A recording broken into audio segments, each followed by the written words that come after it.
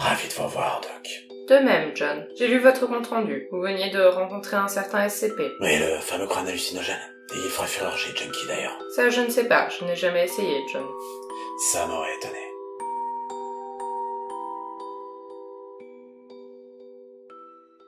Bref, suite à ça, j'ai continué mon exploration, errant tel un cadavre dans ces couloirs exigus. Quand soudain... Vous n'étiez donc définitivement plus seul. Il semblerait, oui. Mais enfin, au son du coup de feu et au cri de détresse, vous comprenez que j'ai préféré attendre un petit peu avant de jeter un coup d'œil. J'ai attendu quelques minutes et puis je me suis lancé. Et c'est là que je l'ai aperçu. Un autre de mes camarades étendu à terre, inerte, et se vidant lentement de son sang. L'œuvre d'un SCP? Ça aurait pu, ouais. Mais bon, vu qu'apparemment il avait été tué par une arme à feu, je penchais plus pour un de ces foutus gardes qui nous avaient persécutés avant l'incident, vous vous souvenez?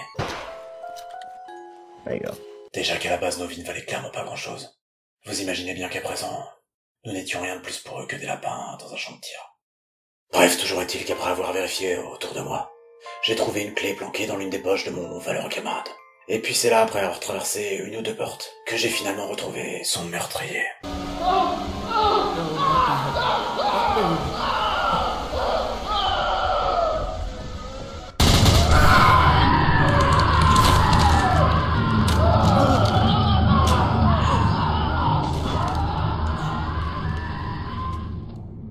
Une véritable boucherie. Enfin bon, je vous passe les détails. Et puis bon, comme vous l'imaginez, je n'ai pas non plus vraiment pris le temps d'en profiter, quoi. Je me suis cassé le plus vite possible.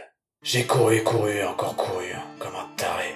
Traversé de nombreux couloirs, et jusqu'à finalement arriver devant cette porte, qui semblait fermée à clé. Ça tombait bien pour le coup.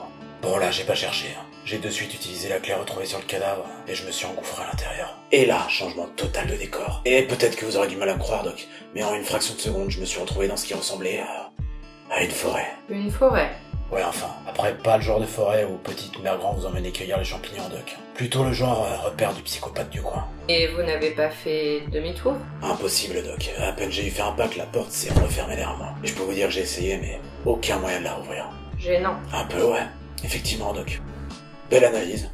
Bon, à partir de là, et puis surtout n'ayant plus vraiment le choix, j'ai pris mon courage à deux mains et j'ai commencé à explorer les environs. Enfin, explorer. J'ai suivi le chemin, quoi. J'étais pas non plus très chaud pour une visite plus approfondie, je vous avoue.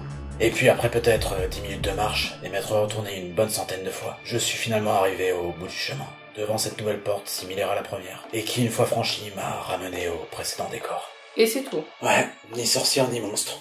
Pourquoi, vous êtes déçu? Non, John, bien sûr. Mais avouez que c'est un peu bizarre. C'est vrai. Et d'ailleurs, ça m'a tellement intrigué que j'ai rouvert la porte pour vérifier. Mais cette fois-ci, rien. Mais comment... Ah oui, la clé. Ouais, la clé, comme vous dites. Un SCP, vous croyez? Sûrement. Dans tous les cas, la théorie s'est confirmée lorsque j'ai renouvelé l'expérience avec cette nouvelle porte à serrure. Et vous y êtes rentré de nouveau? Non, Doc, ça suffit les conneries.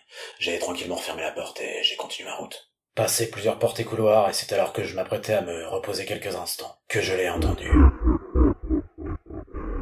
Ce foutu rire, encore et toujours.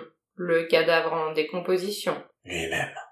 Et là, j'ai eu beau d'étaler comme un lapin, impossible de le distancer. Enfin, en même temps, cette saloperie ayant la petite capacité de traverser la matière, vous comprenez bien que là où moi je prenais multiples virages, lui n'avait qu'à avancer en ligne droite. Donc évidemment. Mais pourtant, vous aviez déjà réussi à le semer, si je me rappelle bien. Effectivement, Doc. Mais en y repensant, j'avais pris un ascenseur. Après, pourquoi comment, ça je ne sais pas. Mais il semblerait bien qu'il avait beaucoup plus de mal à changer d'étage. Sauf que là, pour le coup, j'avais beau courir à encore courir. Impossible d'en trouver un.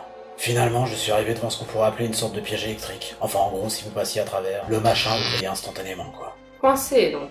Eh bien, en fait, non. Le piège se révélant ultra sensible, j'ai remarqué qu'il se déclenchait même lorsqu'on s'y arrêtait à quelques centimètres. Et également qu'après cela, il lui fallait toujours quelques secondes pour se recharger.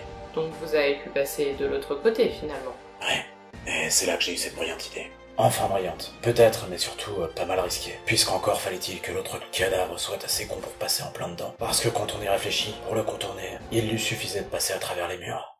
Et Eh bien, effectivement, il était con.